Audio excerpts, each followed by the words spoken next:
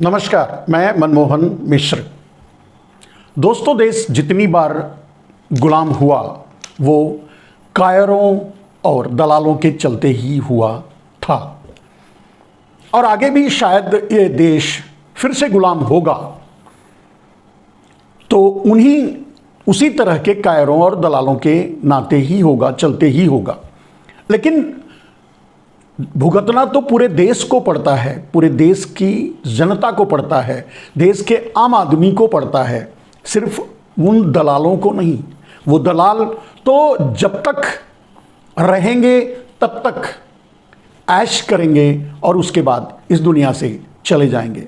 आने वाली कई पीढ़ियां उस गुलामी को झेलती रहेंगी। आज भी देश के साथ कुछ ऐसा ही हो रहा है। मैं कई बार कह चुका हूं मेरे दोस्तों, मुझे व्यक्तिगत रूप से अगर मुझसे कोई पूछे या मैं समझता हूं कि दूसरों को भी यही कहूंगा, पूरे देश के देशवासियों से, इस भारतवासियों से भी यही कहूंगा और मेरा भी ख्याल यही है कि रमन सिंह और रमन, शिवराज सिंह चौहान या फिर वसुंधरा, इन जैसे कायरों से के प्रति मेरी कोई हमदर्दी नहीं है। और मैं समझता हूं कि इस देश को भी यही सोच रखनी चाहिए कि ऐसे कायरों के प्रति कोई हमदर्दी ना रखे। ये बात क्योंकि इनकी राजनीति का चैप्टर तो खत्म कर दिया है गुजरात लाबी ने, गुजराती माफियाओं ने। लेकिन बात यहां खत्म नहीं होती, समस्या यहां समाप्त नहीं होती। देश और देश की समस्याएं इसके बाद तो शुरू होती हैं। यह बात सच है कि जब तक ये राजनीति में रहे, राजनीति के शीर्ष पर रहे, मुख्यमंत्री रहे, तब तक इन्होंने अपनी जिम्मेदारियां नहीं निभाई। और सिर्फ अपनी जिम्मेदारियां निभाना या जिस कुर्सी पर बैठे हैं उस कुर्सी के प्रति न्याय करना या देश की जनता के साथ न्याय करने से ज़्यादा जरूरी होता है कि ऐसे पदों पर बैठे लोग जिनके पास ऐसी जिम्मेदारियां होती हैं वो पूरे देश की व्यवस्था, देश के तंत्र पर निगाह रखें और जरूरत पड़ने पर बोलें। गुजरात लॉबी ने इस देश की आम जनता को, गुजराती माफियाओं ने और गुजरात लॉबी ने इस देश की आम जनता को, इस देश की राजनीति को और इस देश के पूरे सिस्टम को कुचल कर रख दिया है। किसी में भी साहस नहीं है कि वो आवाज उठा सकें, बोल सकें, क्योंकि जहां से आवाज उठती है, जहां से आवाज उठकर लोगों तक जाती है, वो गोदी मीडिया भी, वो सुपारी मीडिया भी, वो डाबर मीडिया भी उन्हीं की है, यानी गुजराती माफियाओं की है।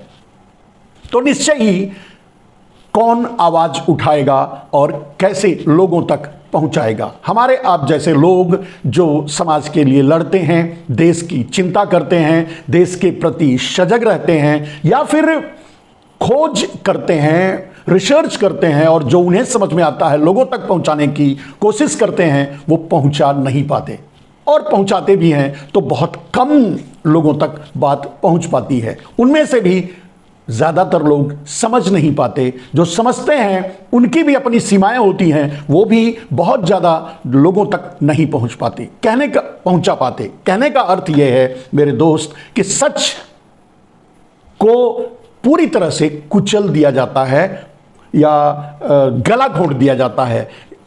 सच कहीं ना कहीं किसी एक बंद कमरे में या कहीं ना कहीं सिकुड़ कर या ठिठुर कर या संकुचित होकर रह जाता है, क्योंकि डाबर मीडिया उन्हीं का है, यानी गुजरात लॉबी का है, यानी गुजराती माफियाओं का है।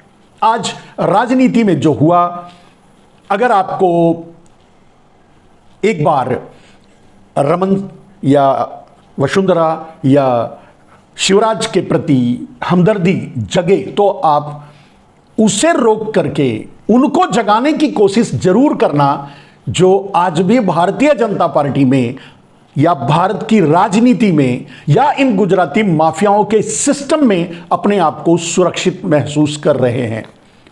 इसलिए क्योंकि वो भारतीय जनता पार्टी से सटे हुए हैं या गुजरात लॉबी से सटे हुए हैं या आज के सिस्टम में वो शीर्ष पर बैठे हुए हैं। मेरा संदेश देश के उन मुख्यमंत्रियों से है जो डबल इंजन चला रहे हैं, डबल इंजन में बैठे हुए हैं, उनसे है।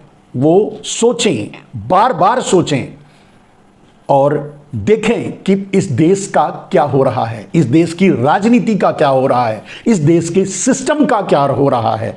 आप अच्छी तरह जानते हैं, संसद में भी वही कोशिशें की जा रही हैं कि जितने भी सिस्टम्स हैं, यहां तक कि जजों की नियुक्ति हुई, यहां तक कि चुनाव आयोग का गठन या चुनाव आयोग में आयुक्त की नियुक्ति हुई, ऐसे मतलब सारे सिस्टम को ये गुजरात लॉबी और गुजराती माफिया अपनी मुट्ठी में कैद कर लेना चाहते हैं। और आपने देखा इन दिनों में, इन 7-8 सालों में, कुछ गुजराती चोरों के पास पूरे देश का सिस्टम, पूरे देश का इंफ्रास्ट्रक्चर, पूरे देश की पूंजी, पूरे देश का कैपिटल, पूरे देश के 80% कैपिटल पर इन्हीं गुजराती माफियाओं और चोरों का कब्जा हो गया।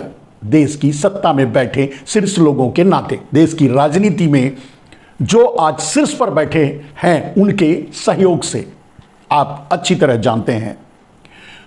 तो ऐसी स्थिति में जब देश का पूरा इंफ्रास्ट्रक्चर, देश का पूरा सिस्टम, देश की पूरी पूंजी, देश की पूरी बैंकिंग व्यवस्था अगर ये गुजराती माफिया और गुजरात लॉबी लूट लेगी, अपने कब्जे में कर लेगी, अपने हाथ में कर लेगी, तो इस पूरा देश क्या करेगा?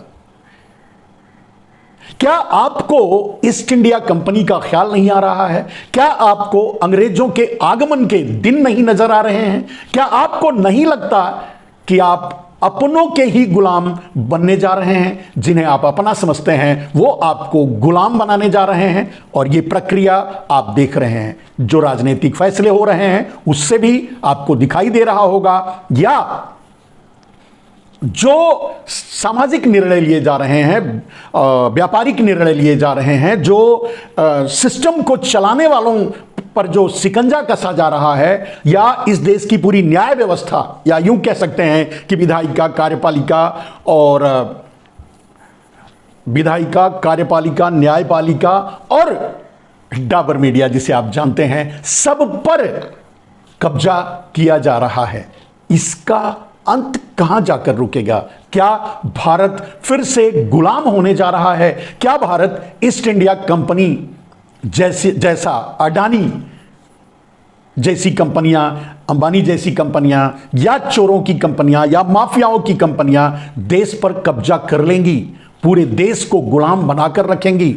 मेरे दोस्त, गुलामी सिर्फ उसे नहीं आप कह सकते जो विदेशों से आई थी। विदेशी आकर यहां कुछ चोर उचक्के, चाहे वो मुगल हों, चाहे डच हों, फ्रांसीसी हों, जो भी रहे, अंग्रेज हों, जो भी यहां आए चोर उचक्के, वो भी इस देश पर राज किए।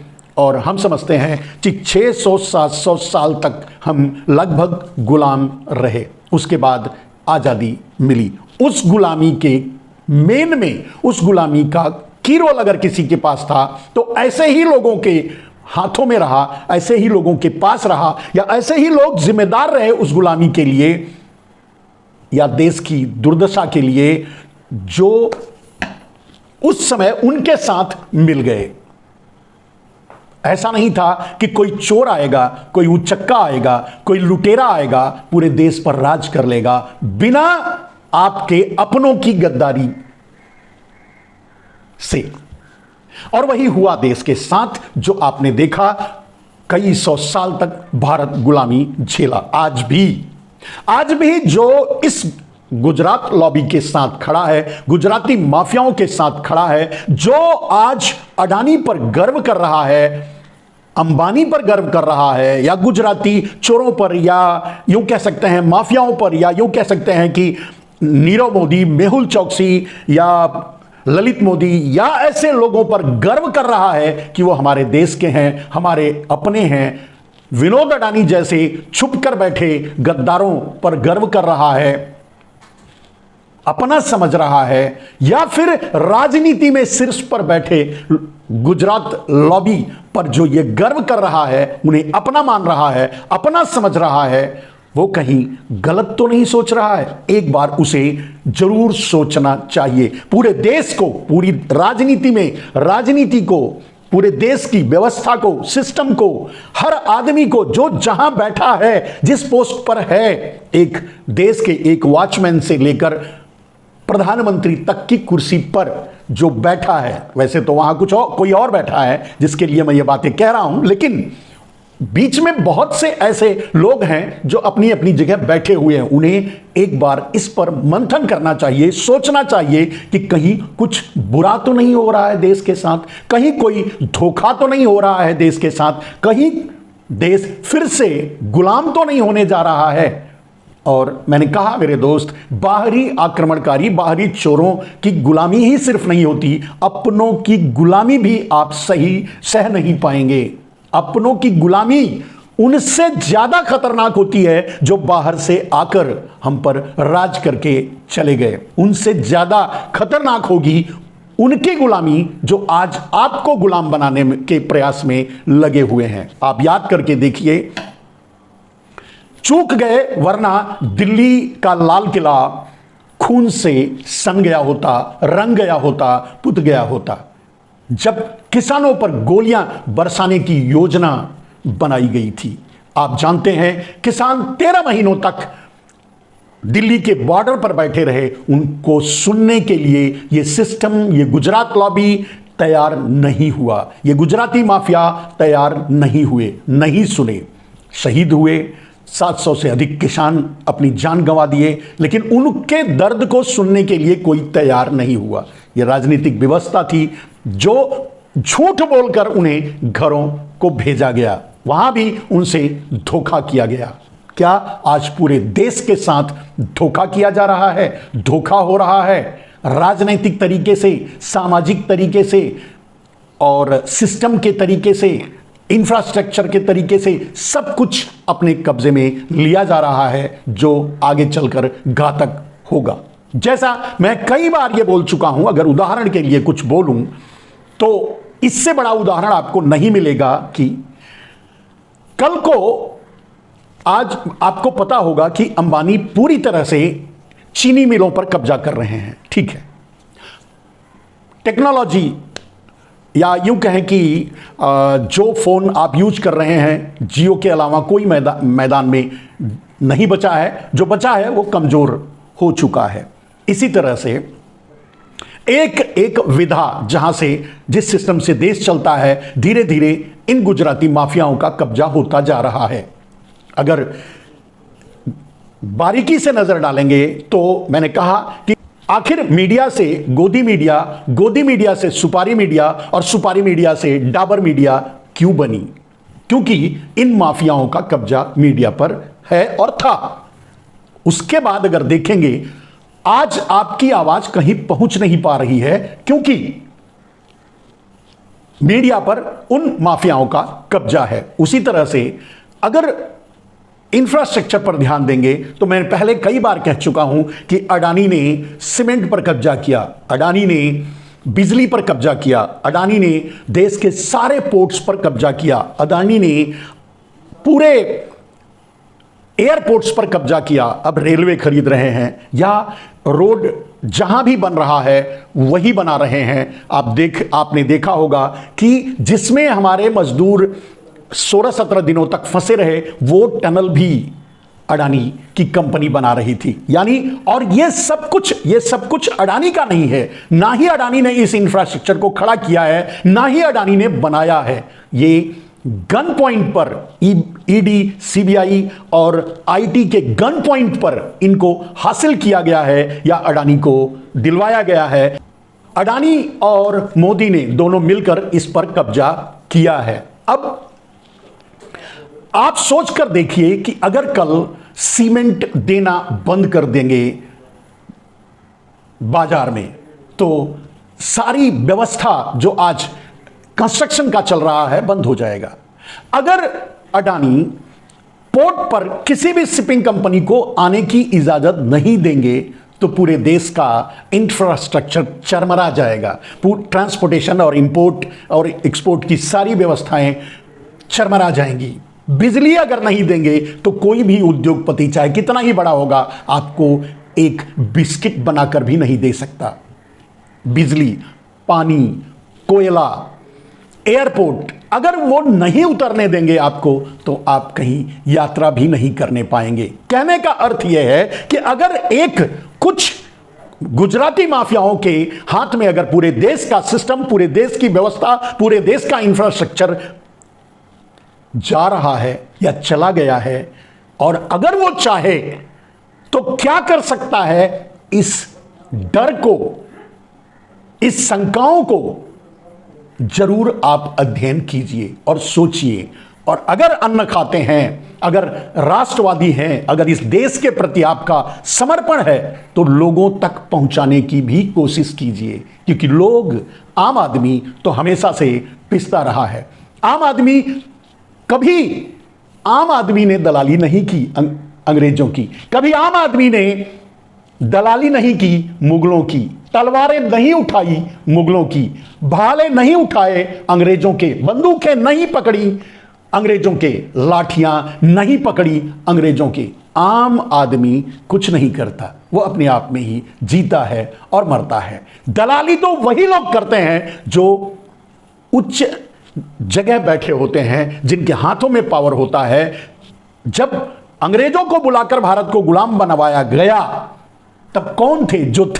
जो राजा महाराजे थे, जो नवाब थे, उन्होंने ही किया ना, लेकिन पूरे देश को भुगतना पड़ा। आज वही काम गुजरात लॉबी जो राजनीति में है कर रही है, और उनके लिए कर रही है जो गुजराती माफिया हैं, जो ड्रग्स से लेकर के सारे अवैधानिक धंधे भी कर रहे हैं, लेकिन उन पर कोई उंगली उठाने के लिए तैयार नहीं है, कोई सांस लेने की हिम्मत नहीं कर पा रहा है।